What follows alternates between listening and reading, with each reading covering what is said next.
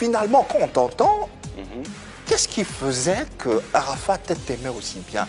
Parce que c'était pas le même rapport, hein, en vrai, qu'il avait avec ses autres, j'ai envie de dire concurrents, ses autres adversaires, mais avec toi, on a l'impression que c'était un rapport particulier. C'est l'impression en tout cas que tu nous renvoies. Oui, mais c'est ce qui est. Voilà, c'est ce qui est. Mais qu'est-ce qui faisait, qu'est-ce qui provoquait cette... Au fait, j'ai déjà dit sur un plateau que Arafat, c'est une source d'inspiration pour moi, au fait. Pourquoi? Parce que c'est un battant, en fait. Lui, il ne dort pas. Et il a vu aussi, depuis le coupé-décalé, il a vu un jeune comme lui qui ne dort pas. Donc il a aimé ça, au fait. Un jeune qui est dans le même style que lui. Avec les saltos, les roucascas, qui ne dort pas et qui se bat à sortir des singles successivement. Donc il a aimé mon affaire. En fait, il t'a vu plus en partenaire qu'en concurrent. Ouais, moi, il m'a vu plus en partenaire qu'en concurrent. C'est pour cela que j'ai jamais fait des vidéos sur lui. Et c'est le malentendu des gros bras là qui a créé des problèmes. Sinon, moi, j'ai jamais eu de problème avec lui. Allez, on va se regarder tout ensemble une belle vidéo qui montre Safarel, notre invité, et Arafat dans une belle célébration. Et ça fait plaisir à voir quand des acteurs du coupé-décalé, des acteurs de la musique ivoirienne sont ensemble en symbiose pour le bonheur de la culture et de la musique ivoirienne.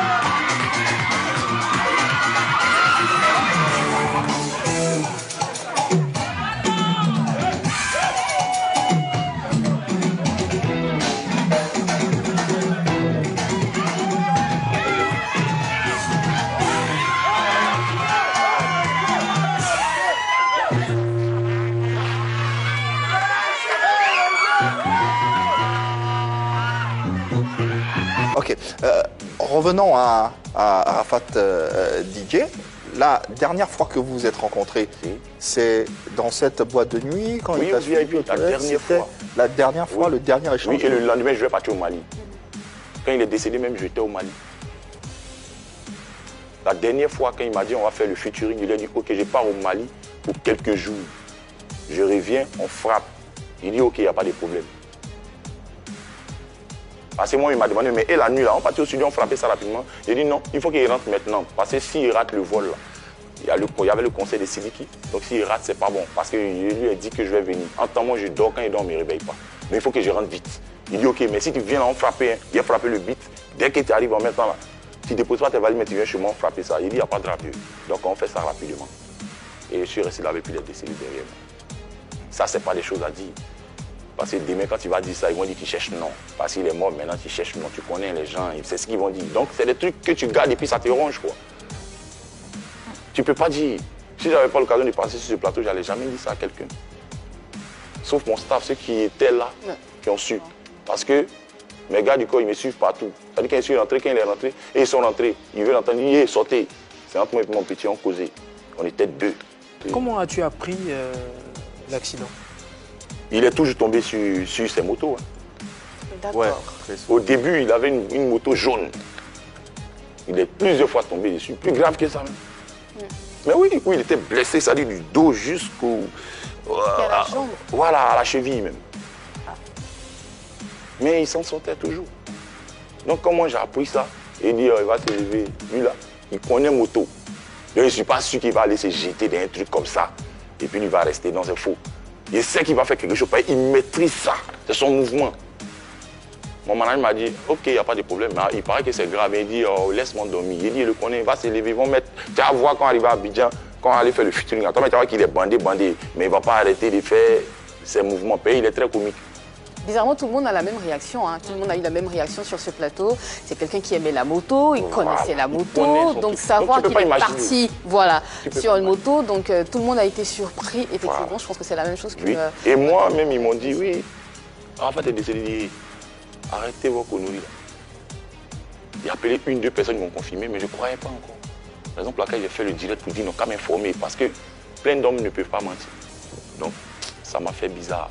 J'ai la chair d'épaule même quand je parle. Et on a vu ton direct, moi je l'ai regardé, c'était très émouvant, tu avais les larmes aux yeux. Oui. J'imagine que tu as été choqué par tout ça, vu que tu avais aussi un projet avec DJ Arafat. Oui. Et tu n'as pas pu lui rendre hommage, tu n'étais pas à ses obsèques. Ça m'a fait très mal. Et je me suis dit, j'en voulais déjà même à tous ceux qui ont organisé. Comment tu as qui t'a donné l'information? D'abord, mon manager, parce que j'envoie mon manager là-bas voir. Il te dit quoi?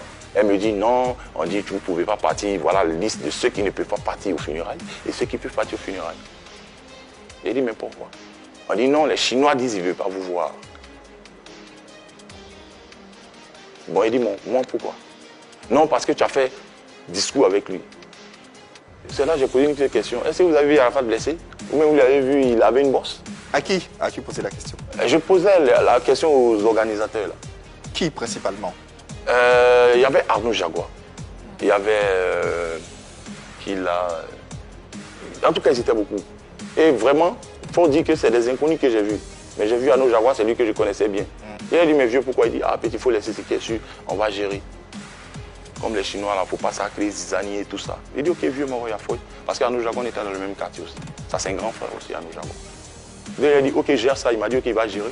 Mais à la dernière minute, il m'a dit, ah, petit, il n'y a pas pu parce que les gars sont en train de faire bizarre. Il dit, ok, il n'y a pas de problème. Mais ça nous ronge. Ça nous ronge. Les gens qui n'ont jamais, il y a d'autres qui n'ont jamais rien fait pour lui. Il y a des gens même sur le net qui parlent qui ne sont jamais allés à un concert d'Arafat. Bien sûr. Qui n'ont jamais payé un seul CD. Mais aujourd'hui, vous faites la barrière à ses amis, à ses petits. Mais c'est grave. Rappelons quand même que Safarel, après la mort, après le décès d'Arafat, DJ a acheté des CD pour 2 millions de francs CFA. Oui. L'album Renaissance, le dernier album en date produit par Universal, et on a pu le constater sur les réseaux sociaux un peu partout.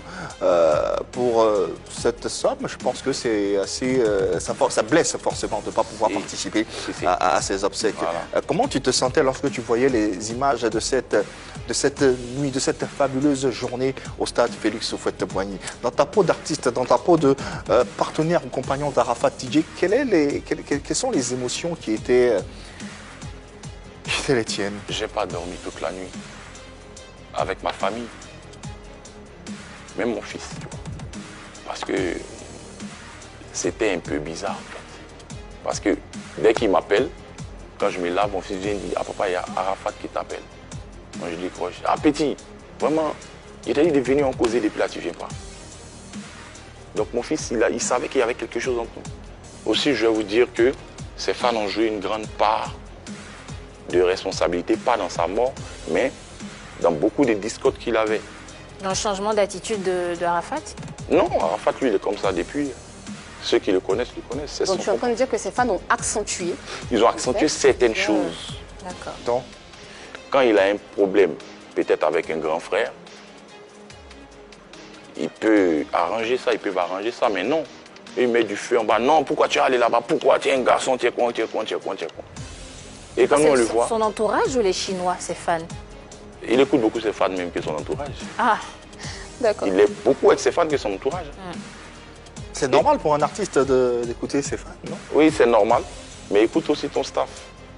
Parce que ton entourage, il y a des gens qui peuvent dire des trucs pour se faire plaisir.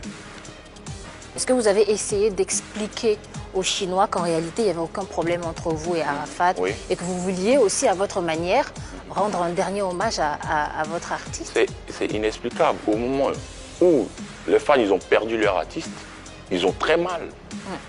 Donc, du coup, comme vous aussi. Voilà, comme nous. Mais eux, ils ne peuvent pas voir pour nous, en fait. Eux, ils ont très mal. Donc, tu ne peux pas venir leur dire, non, voici, ils vont penser que tu veux te faire plaisir, que tu racontes des salades. Pour vous, donc, ça va servir à rien. moment. C'était pas le bon moment. Laisse-les faire ce qu'ils ont envie de faire. Aujourd'hui, là, on espère que c'est descendu. On espère que voici, ces mecs. J'ai l'impression que tu veux dire quelque chose aux Chinois. Qu'il y a un message que tu as envie d'adresser aux Chinois. Le message que je veux adresser aux Chinois, c'est quoi? Je ne suis pas Arafat pour leur parler, mais après, il reste des Ivoiriens. Et c'est les mêmes fans du coupé décalé. Donc, après, de la même manière, de la même façon qu'ils ont déjà tout compris, il faut que ça soit comme ça. Parce que sinon, après, on tue la culture ivoirienne. Parce qu'aujourd'hui, nous, on sort, on voyage. Et on voit qu'aujourd'hui, notre identité, l'étiquette qui est collée sur le showbiz ivoirien et les Ivoiriens, c'est le mal parlé.